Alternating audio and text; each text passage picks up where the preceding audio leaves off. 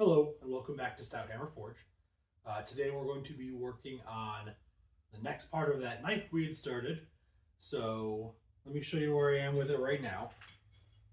So this is where it is. I tried my best to get those tines bent down into the crossguard. I had used my Coal Forge since it has the open top and I could get kind of in those angles, and it just wasn't wanting to cooperate. I burned the end of one of them a little bit, so I decided just for my own sanity to change tack a little bit.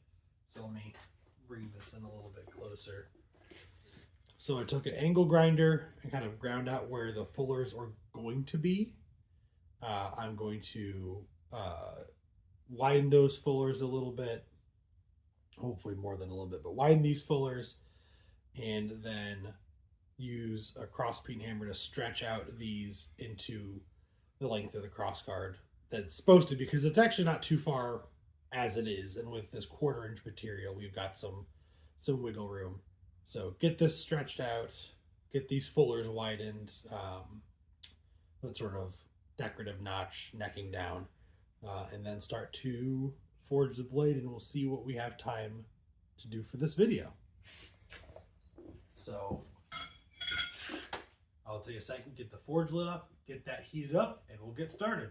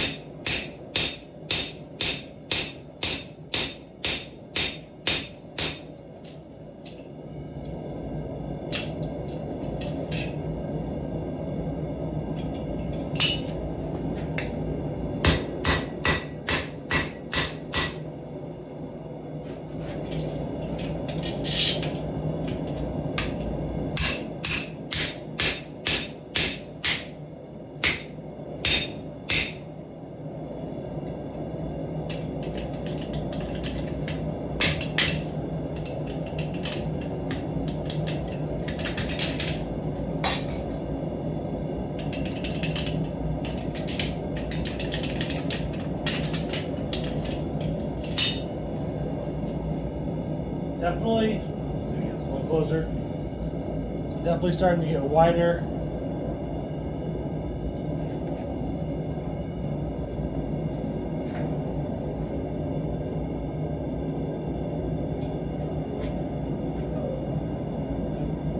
Hopefully not too many more heats before we get the fullers. So when I say fullers, because this is kind of a fullering tool, but not really, until we get those notches separating the blade from where the crossguard is. Hopefully not too many more heats until that's done.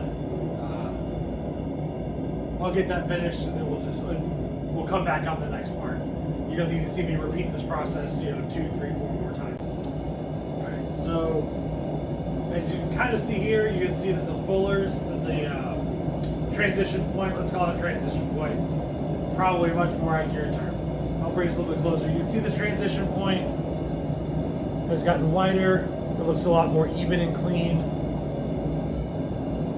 So I think the next thing we're gonna do is, I don't want to draw these out. I think I don't want to draw these out yet,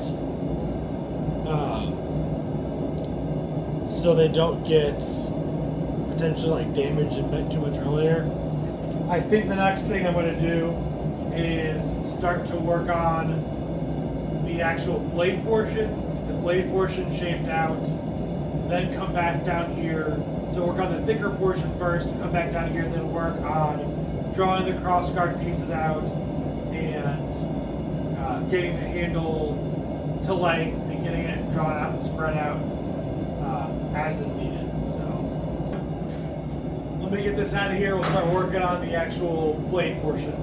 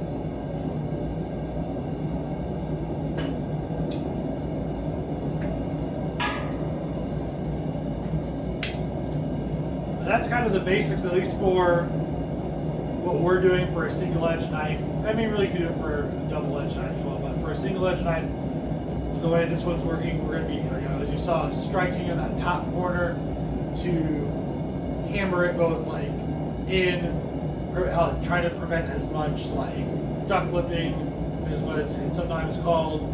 I don't want it all to like fold over on itself, because then there's going to be a big cold shut at the tip, and nobody wants that. So basically working that corner down at an angle to compress that corner in and spread it out, also like all around that diagonal. Heat it up here a little bit more. This is 5160. It needs to be worked at a decently high temperature. It's tough as is, which is why it can be really good for tools, for knives, for a lot of different purposes. I like to use it for punches, chisels, things like that I make.